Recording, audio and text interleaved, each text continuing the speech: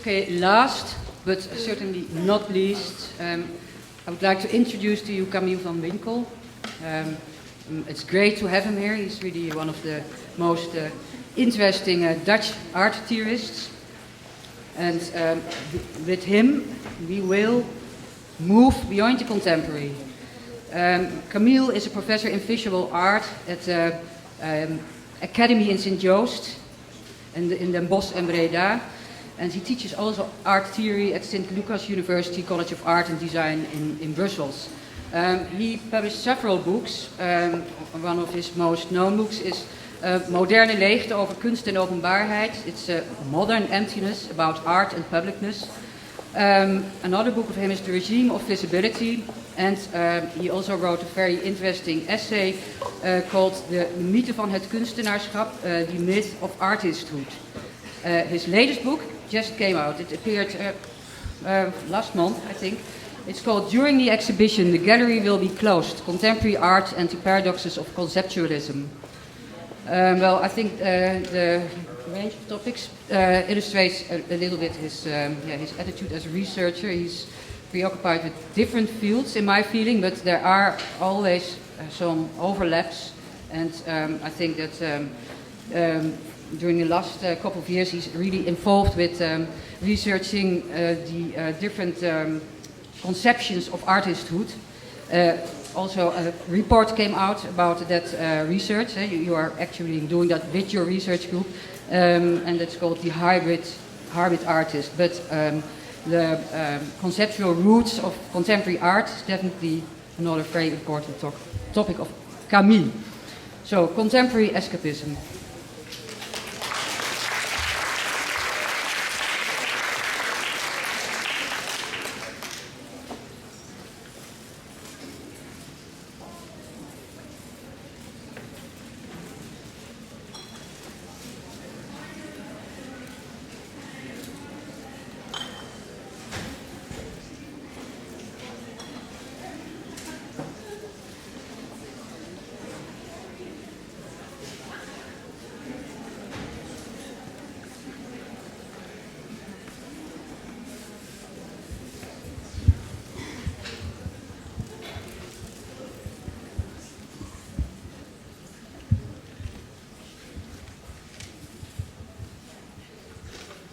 Hello.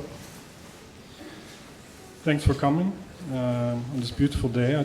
Maybe it's rather be outside.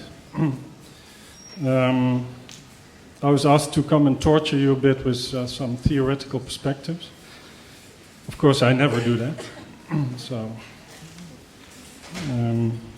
Still, my perspective on the topic of my talk will be partly theoretical, at least in the beginning. Towards the end, it'll become more political, in fact. I'll talk a bit also about the political situation of today with the cuts on the culture budgets. And I'll try to connect those two perspectives. So, the idea of makeover, the extreme makeover, I understand in the sense of a paradigm shift. Because, according to some contemporary art experts, the time of the present is a time of transition. We would be going through a so-called paradigm shift. Now, what is a paradigm shift? First, you need to know what's a paradigm. I got this from the Oxford Dictionary.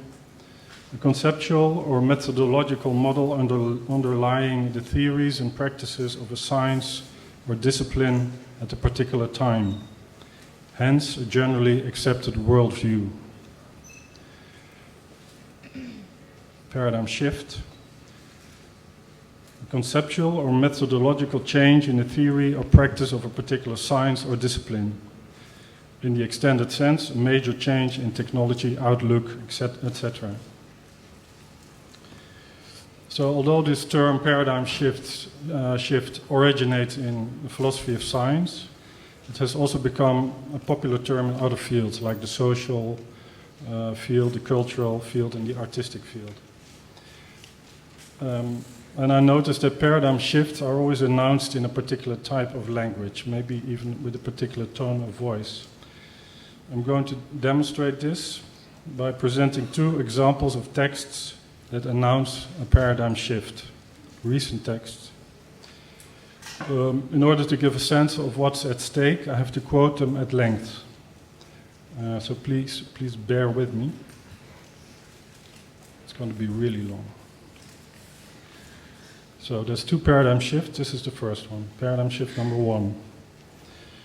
Is it possible, so I'm quoting, no. This is the voice of the paradigm shift. Is it possible to think of contemporary art as art, or an art historical period even, emerging from 1989 and developing in parallel to other hegemonic formations such as global neoliberalism?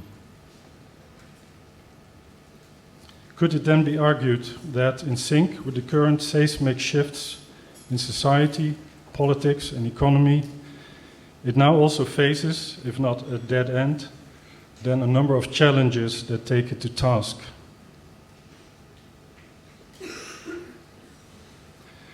Is contemporary art, as an iconographic source of the political architecture of the world of the last 2 decades, on its way out, so to speak, together with the system that made it possible?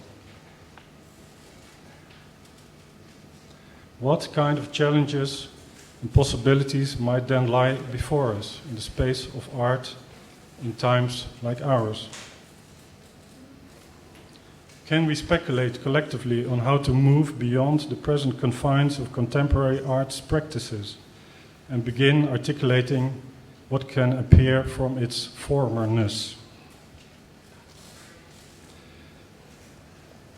What are our responses to and proposals for the times ahead? In the context of a search beyond the confines of contemporary art, how does a difference get organized?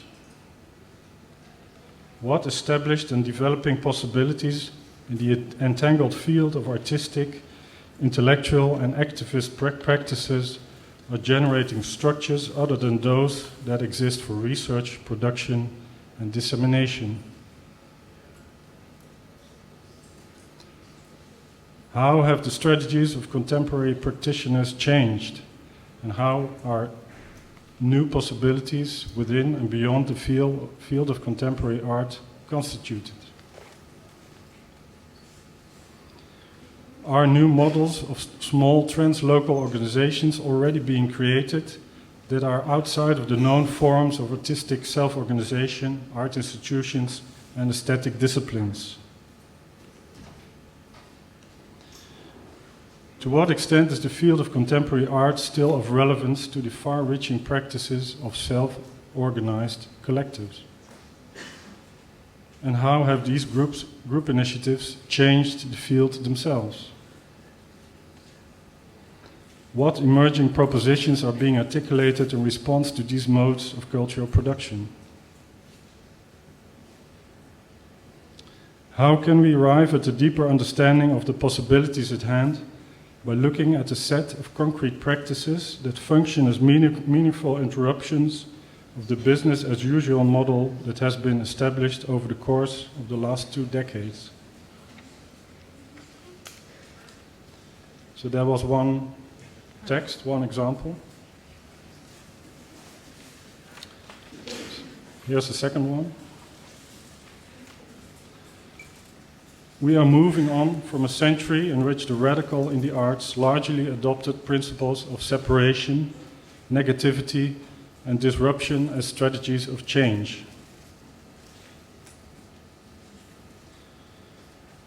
Based on oppositional thinking, such modernist principles proved tenacious and acted as a default criticality in a world in which the drive to progress became more complicated and the consequences more ambiguous.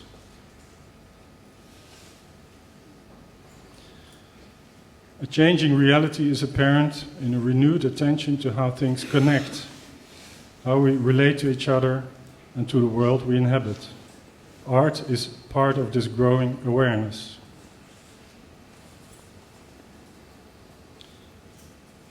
Where once there was an emphasis on alienation and distance, there are now concurrent shifts of thinking that are informing the work of artists and writers across the world. These shifts, incipient and partly unformed, are only now beginning to be acknowledged, but are of real significance.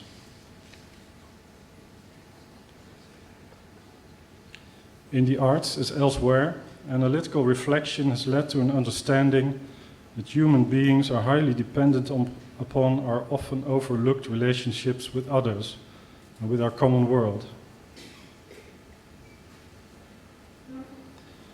While this connective model is still embedded in a few societies, established Western cultural patterns have tended to emphasize the fragmentation and isolation of the individual.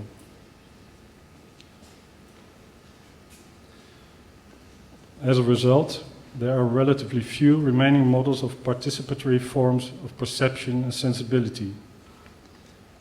The reciprocal relation calls for a profound re-evaluation and the development of new models of working together within our changing reality.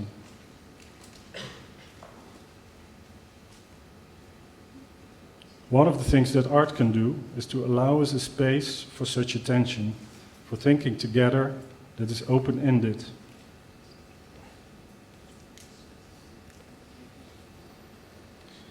The 18th Biennial of Sydney, All Our Relations, intends to focus on inclusionary practices of generative thinking, such as collaboration, conversation, and compassion in the face of coercion and destruction.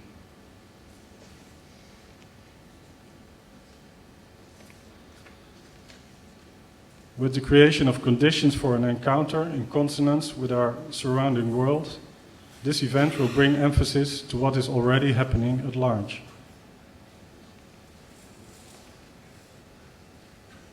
Taking a break.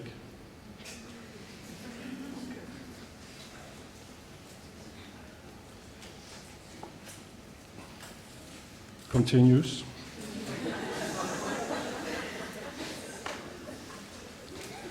Drawing on the possibility of the present, the biennial will emerge from the engagement of all participants by using a model that begins with two curators in dialogue.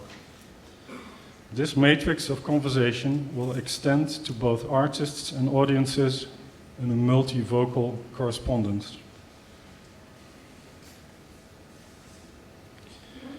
Artists will work in a context that allows for mutual recognition, and audiences from differing backgrounds will be part of this continual development, finding their own direction in these connections.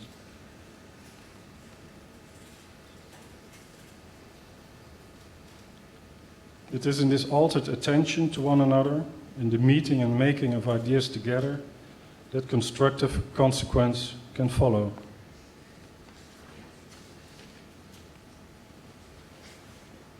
In seeking conjunctive energies, the collaboration will take place on many different levels, in coexistence, conversation and juxtaposition, but also in purposeful connectivity.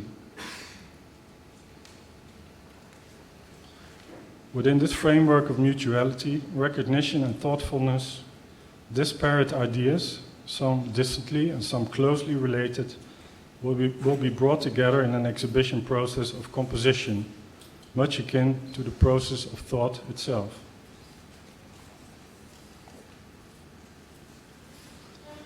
Artists who can often feel isolated in their practice will come together with neighboring artists.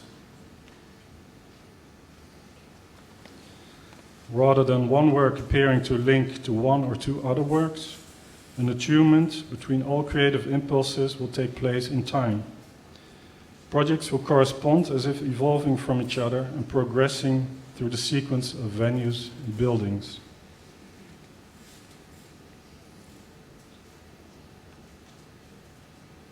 This interconnection and interdependency will occur in the knowledge that audiences too will take elements from the exhibition and connect them with their own experiences.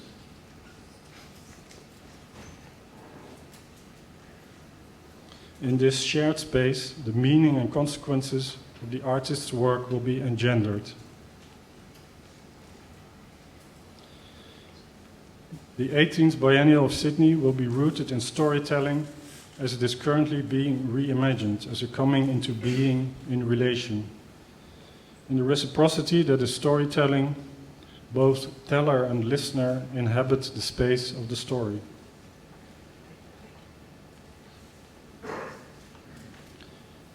Telling stories connects us and allows us to care, to be. It fosters collaboration, it aggregates knowledge and generates new ideas. It ignites change and ultimately builds community.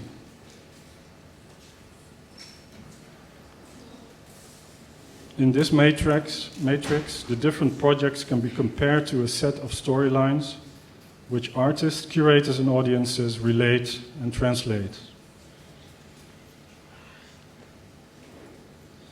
Through this process, a collective composition, or new Gesamtkunstwerk, is accomplished in the active generation of meanings realized by all those who take part, each taking the stories home and beyond.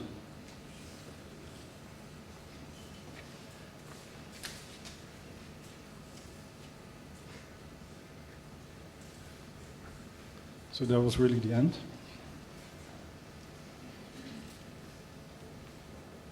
Like a chameleon on acid, the institutional art world seems to have a remarkable potential for identifying and promoting so-called paradigm shifts. As I explained, a paradigm shift is a radical break in the worldview, either scientific, political, cultural, or social. Although the art world is a very secular place, it is also extremely susceptible to the prophecies of a new world order.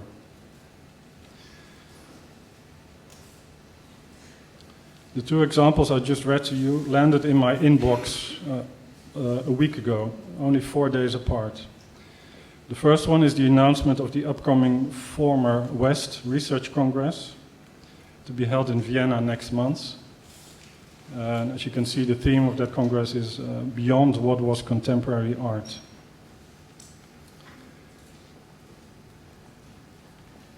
The second one is the mission statement by Catherine de Zegher and Gerald McMaster, the two curators of the 18th Biennial of Sydney that will take place this summer. And the motto of that biennial is "All Our Relations." I'm sure they'll be very happy that I spent so much time representing their ideas, and you'll all go to Sydney this summer. But it's not difficult to identify other voices from the art world who have recently been talking about a paradigm shift. Anne Goldstein, director of the Stedelijk Museum, said in an interview published in De Groene Amsterdammer only 2 weeks ago, "What I'm witnessing as a stranger in Western Europe is a paradigm shift, in which a society with a high degree of social security systems is coming to an end and has to cope with new uncertainties."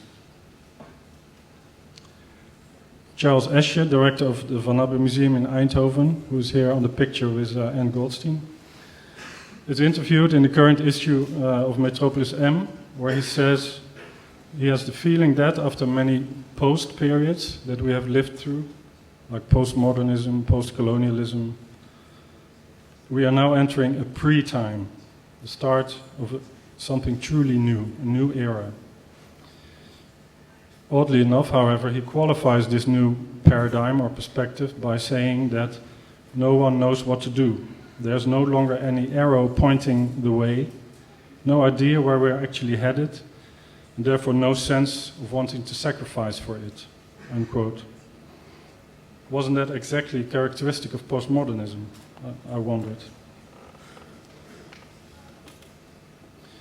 Anyway, let's look at those two paradigm shifts that I started with. There are clearly differences between the two statements, but also similarities. The Former West statement, by the way, Former West is an organization related to BAC in Utrecht, and also Charles Esche is part of that, which kind of investigates the whole idea that after the end of the Cold War, the whole idea of contemporary art needed to be revalued and re-examined again. The former West is, of course, a pun on the former East. So the former West statement that I read to you is phrased as a series of questions, which probably follows from the fact that the occasion is a research congress. It is no less, and perhaps even more, radical than the Sydney Biennial statement.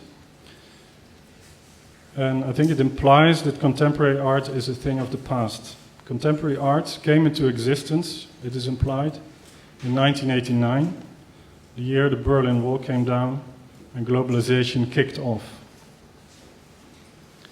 Since then, for more than 20 years, what they call the normalizing practices of contemporary art have been complicit with the reality of the global neoliberal order. And that's quite a strong statement, of course. In fact, they say contemporary art is complicit with the neoliberal shape of capitalism. So this whole phase is now coming to an end, according to the former West people. They foresee and advocate a move beyond the confines of contemporary art, guided by a radical commitment with new translocal forms of organization. This paradigm shift is already happening in the world out there, and if art wants to keep up with that, it should let go of the old conventions and habits of art production and dissemination. Of course, also the old habits of art criticism. The former West language is highly rhetorical, as you may have noticed. The questions asked are mostly rhetorical questions that already contain their own answer. For instance, how can we arrive at a deeper understanding? By looking at a set of concrete practices. So that example, the question, the answer already are in fact given together. So I think that's what you could say is happening there. It's like certainty in the guise of openness and curiosity.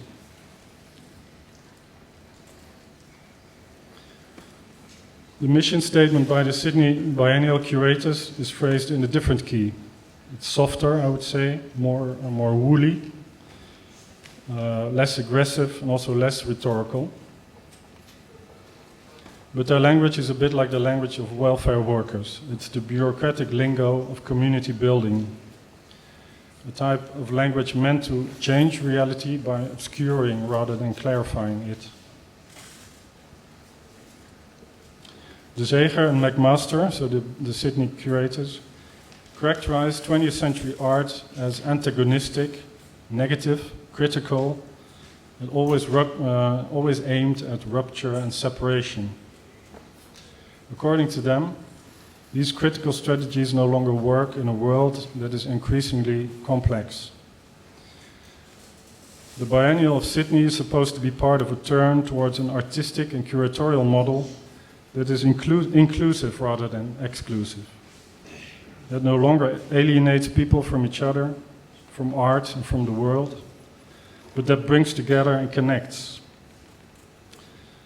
It's a highly idealistic model that aimed at collaboration and participation, and one that is process-oriented rather than focusing on objects and material results.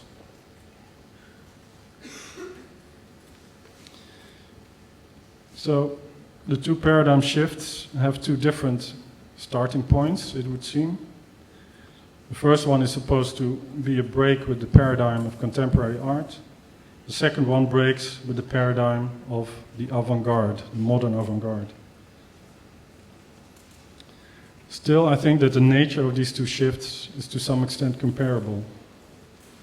The starting point may be different, but the direction is the same. Before going into that, I want to digress a bit and consider the following notion: the sandwich of academic artistic discourse. This is basically my alternative for the idea of a paradigm shift. Instead of a break or a radical transition from one historical world order to the next, I propose an epistemological model that is layered, like a sandwich, a club sandwich. The sandwich of academic artistic discourse has at least 3 layers, maybe more. But for my purpose today, I will stick with 3. It's like a triple-decker sandwich, so to speak. The bottom layer of the sandwich is, of course, the oldest layer, is the legacy of the romantic cult of the artist. This is a heavy layer. It's rich, greasy, and hard to digest. It's a thing from the past that will not easily go away. It is the cult of the mythical, hyper-individual artist, always remaining true to his inner self. It is the cult of the authentic creative act that cannot be explained rationally, but that touches upon some hidden, deeper truths. This romantic cult of the artist was not confined to the historical period of Romanticism in the late 18th, early 19th centuries. Its legacy stretched well into the 20th century, where it was manifested in the idea of the spontaneous expressivity of the artistic gesture. As such, and in contemporary form, it is still among us today. It is a burden from the past, a ghost maybe, that cannot be wished away, no matter how naive we may think it is.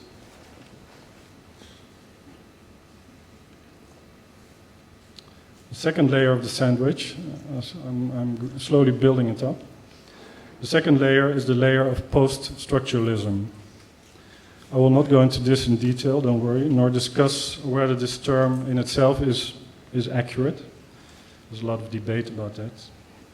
What's important is that this second layer of the sandwich works kind of like a correction of the first layer. It undercuts the notion of authenticity and spontaneous creation. According to post-structuralism, there is no creative act that does not somehow reproduce earlier creative acts.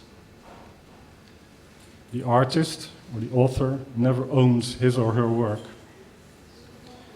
To think about art in terms of authorship and individual expression is a convention meant to limit the number of possible readings of the work in question. The author is an invention, a disciplinary tool or frame that makes us believe we find reflected in the work of art the personality of its maker. In reality, everything is text, and every text is made up of fragments of older texts. In post-structuralism, the self loses its center. It is constituted by discourse made up of signs and signifiers. There is no authentic point of origin that can be reached by stepping out of the text or the textual realm.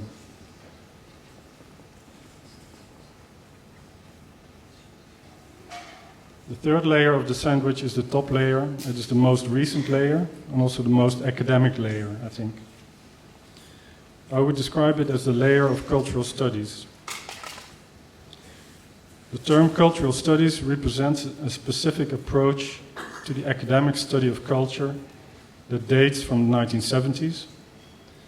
It looks at all levels of culture in the widest possible sense of the term, disregarding the conventional division between high art and mass culture.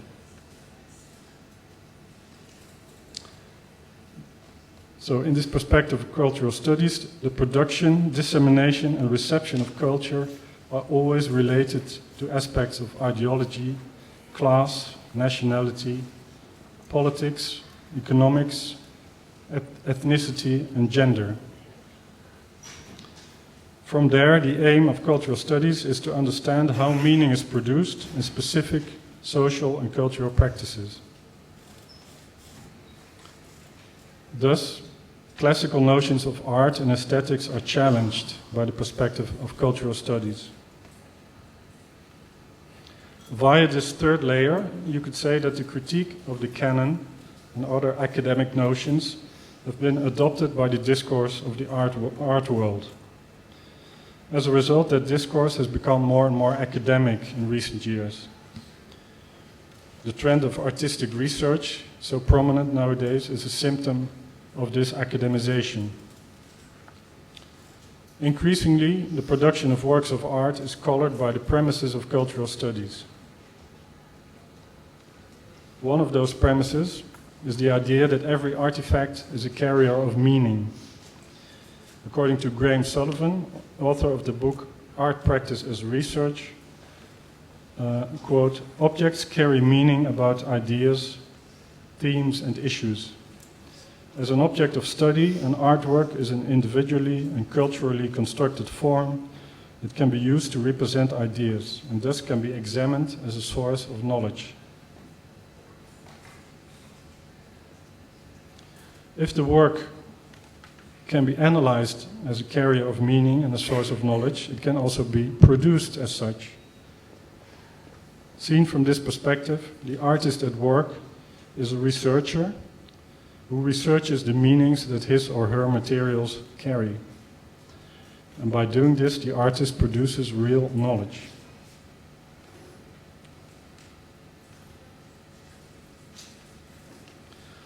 Just as the layer of post-structuralism in our sandwich had the effect of compensating for the burden of the romantic cult of the artist, we could say that the layer of cultural studies has helped to deal with the problematic aspects of post-structuralism. One of these problematic aspects has been termed the death of the author, in a phrase by Roland Barthes from 1968. After the death of the author, it was difficult to believe that there was still any kind of critical agency at work in cultural production.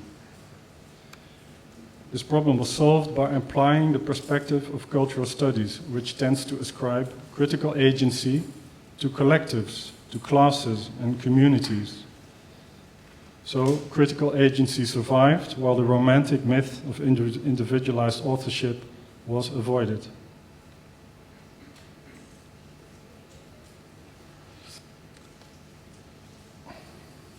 Cultural studies provided the institutional art world with an intersubjective, contextual model of culture, which softened and transformed the rather paralyzing idea phrased by Jacques Derrida that there is no outside to the text.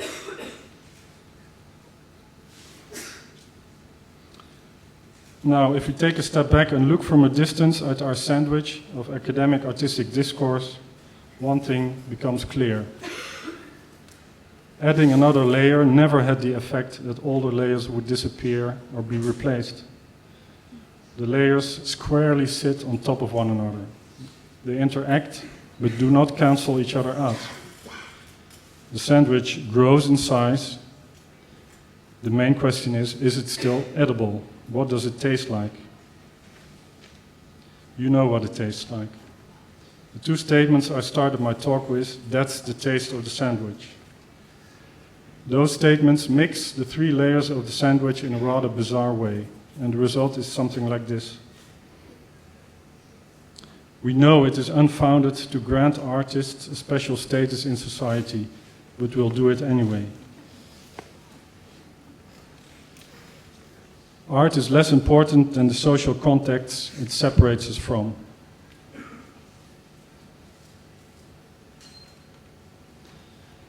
And three, if artists wouldn't call themselves artists, they would be able to do their work much more effectively. In the mission statements of Former West and the Sydney Biennial, one senses more than a distaste for contemporary art.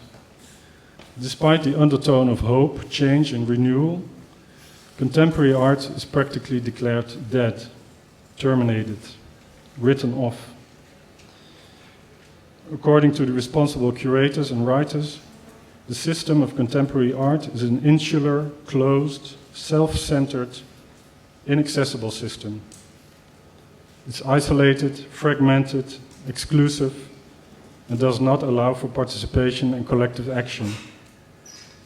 It's an elitist activity for a small circle of insiders. That's what their writings imply.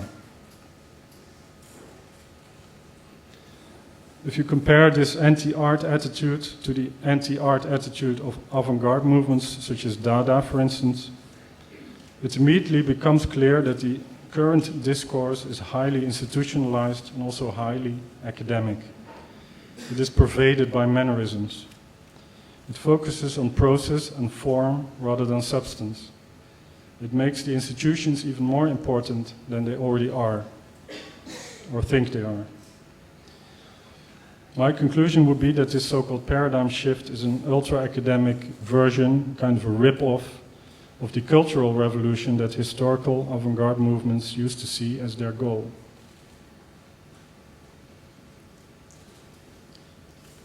Most problematic, however, is the extent to which these curators and writers seem to have integrated the populist anti-art discourse that we hear all around us today.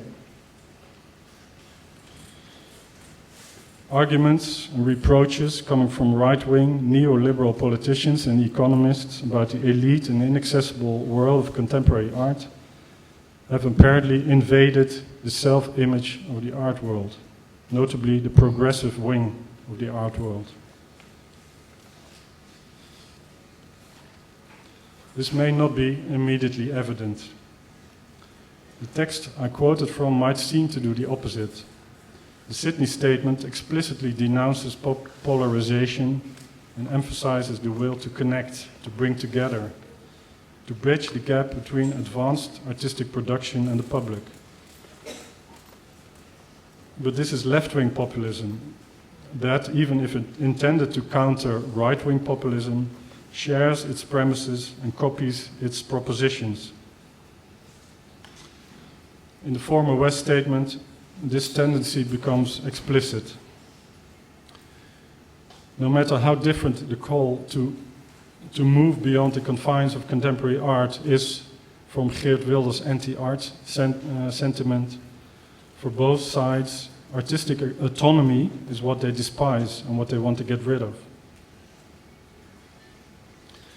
There's only a thin line between, on the one hand, a campaign to promote political activism and social interaction in art, and on the other, politicians demanding that works of art be functional and that artists make themselves useful to society.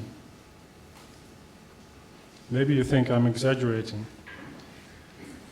Here's a quote from an interview by Gideon Boy, one of the two members of BAVO. You may have heard about them, a radical activist duo that has been publishing a lot of texts and books recently. This is from an interview that was published in Heart magazine in April 2010. And it appears that BAVO explicitly wants artists to make themselves useful to society. All artists. In a society that is increasingly focused on sustainable living, I call artistic autonomy a form of raw capitalism. It's just that type of exalted capitalist artist who, when the subsidy tap is closed, are the first to crow that they are so important for society. And it's interesting how here the same connection is made between contemporary art and capitalism that we also saw in the former West statement.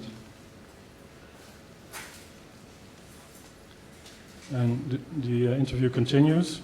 When you actually look at their practice, they give nothing in return. So this is the autonomous artists. They give nothing in return. They only parasitize. They do not fit in an economically sustainable system. In their anti-capitalist fervor, in their fight against autonomy in art, BAVO demands that artists prove their social relevance. They seriously propose that local governments, such as the city of Rotterdam, initiate special temping agencies, forcing artists to enroll in projects with a proper social function. What you see here is a brochure for a project that BAVO did in Rotterdam where they actually proposed such a system. So it's not based on volunteer, it's really all artists would be obliged to register and to join such a system. So just like the unemployed can be forced to do community work in exchange for the social security benefits, artists should be put to work in applied art projects that contribute directly to the well-being of citizens. The value of participatory art is determined by the number of people it brings into contact with each other, or the contribution it makes to the livability of a neighborhood. Are these guys ironical? I'm afraid their eagerness to be radical and to be taken seriously has made them lose touch with their own irony. In any case, these statements reflect a twisted notion of artistic autonomy that I feel needs to be corrected. Autonomy does not mean that artists keep away from social and political issues, but it means that the definition, the demarcation, and the criteria of artistic practice are developed within art itself. Autonomy implies the absence of economical, political, and religious conditioning. And even if 100% autonomy can never be achieved, it is something worth fighting for. To conclude, we saw that some experts of contemporary art have reached the stage where they think or pretend they can escape from the specific contemporary art context, that the contemporary can move beyond the contemporary, but that is and will remain a fantasy. The whole idea of a paradigm shift is an escape fantasy. These people are dreaming of an escape to another dimension. True paradigm shifts can only be identified retrospectively, I would say, as a historian. The sandwich of academic artistic discourse cannot be discarded or ignored or wished away. It will stay with us. It will only get fatter and richer and perhaps harder to swallow. I'm not sure whether this contemporary escapism adds an extra layer to the sandwich or whether it is the result of the three older layers combined, but the effect is the same. Thank you.